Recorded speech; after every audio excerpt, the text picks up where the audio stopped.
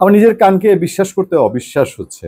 মানে কি শুনছি, যা দেখছি, যা শুনছি। ডক্টর ইউনূস লন্ডনে গেছেন, লন্ডনে গিয়ে তিনি লন্ডনের প্রধানমন্ত্রী মানে ব্রিটেনের প্রধানমন্ত্রী কিয়ার স্টারমারের সাথে তার বৈঠক হওয়া নিয়ে যে কাণ্ড কারখানা হয়ে গেল, এগুলো আমাদের এই জীবনকালে এবং আমাদের এই সাংবাদিকতা জীবনে দেখতে হবে।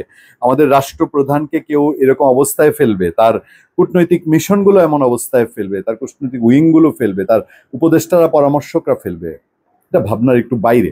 তার বেশিরভাগ উপদেষ্টাদের অনেকেই তো ইউরোপ আমেরিকার আছেন, তারা কি এই জিনিসটা তাকে পরামর্শ দেন নাই? আমি ঠিক নিজেও ধরতে পারছি না যে কোথা থেকে কি হচ্ছে। লন্ডনে গিয়ে তিনি আরেকটা প্রশ্নের মুখে পড়লেন এবার, এবং সেই প্রশ্নের যে উত্তরটা দিলেন এটা আমার কাছে খটকা লাগছে যে আসলে কি হচ্ছে।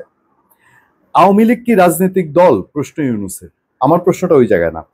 তিনি বলেছেন, মানে ডক্টর ইউনূস, আওয়ামী লীগ নিষিদ্ধ করা হয়নি, তবে দেশ ও রাজনীতির নিরাপত্তার স্বার্থে একটি সময়ের জন্য আওয়ামী লীগের কার্যক্রম স্থগিত হয়েছে। আমার এনসিপি, হাসনাত, সাজিস এদের রিয়েকশন জানতে ইচ্ছা করে।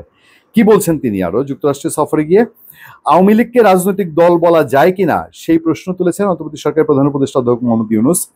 তিনি বলেছেন, আওয়ামী লীগকে নিষিদ্ধ করা হয়নি, তবে দেশ ও রাজনীতির নিরাপত্তার স্বার্থে একটি সময়ের জন্য আওয়ামী লীগের কার্যক্রম স্থগিত থাকবে, সেটা বিচার শেষ না হওয়া পর্যন্ত।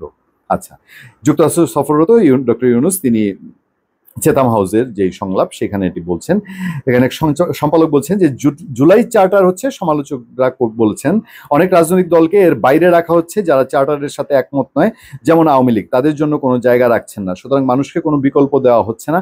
তারা বলছে এটা গণতান্ত্রিক প্রক্রিয়া নয়, এটা অনেক সুন্দর শব্দে মোড়ানো এক ধরনের কর্তৃত্ববাদী পদক্ষেপ, যা বাংলাদেশের জন্য বিপজ্জনক। ডক্টর ইউনূস বলছেন, হ্যাঁ, এটা নিয়েও বিতর্ক আছে। বিতর্ক হচ্ছে আওয়ামী লীগ কি আদৌ রাজনৈতিক দল? আচ্ছা, আপনাদের মনে আছে না যে আওয়ামী লীগ নিষিদ্ধ করা হবে কি হবে না? ডক্টর ইউনূসকে প্রথম যখন প্রশ্ন করা হয়েছিল, ডক্টর ইউনূস নিজের মুখে কি বলেছিলেন? তার নিজের মুখে তিনি বলেছিলেন যে আওয়ামী লীগকে, কোনো রাজনৈতিক দলকে নিষিদ্ধ করার চিন্তা তাদের নাই। তারপরে হঠাৎ কোথা থেকে যেন এক ওহী নাজিল হলো, কি একটা নাজিল হলো, ওই হঠাৎ করে হাসনাত আব্দুল্লাহ গর্জে উঠলেন, গর্জনই তো বলা যায়। তারপর হচ্ছে তারা কয়েকজন মানুষ শাহবাগে জমায়েত হলেন, 18 কোটি মানুষের দেশে ছাত্র জনতা নামে। এরপরে যমুনায় রোড মার্চ নিষিদ্ধ, সভা সমাবেশ নিষিদ্ধ, কিন্তু এনসিপি, জামাত শিবির তারা গিয়ে ওখানে মিছিল করলো, এবং এক পর্যায়ে ডক্টর ইউনূস এমন একটা সিদ্ধান্তে আসলেন। এই সিদ্ধান্তটা এখন যে তিনি বলছেন যে এই যে সাময়িক সময়ের জন্য, এবং তিনি জানেন যে বিচার প্রক্রিয়া যে একটা দীর্ঘ প্রক্রিয়া, এই প্রক্রিয়া শেষে তাহলে কি তার মধ্যে তিনি ওই যে পলিটিক্সে ঢুকে গেছেন? এখন আর নোবেলজয়ী ইকোনমিক তিনি না, অর্থনীতিবিদ না, তিনি রাজনীতির মানুষ হয়ে গেছেন। তাহলে কি এখন এই কথাটা আবার বলে যে আমরা এখন আওয়ামী লীগকে নিষিদ্ধ করি নাই, আমরা সাময়িক সময় স্থগিত? আওয়ামী লীগ নিষিদ্ধ নিয়ে তালগোল পাকিয়েছে ডক্টর মোহাম্মদ ইউনূস।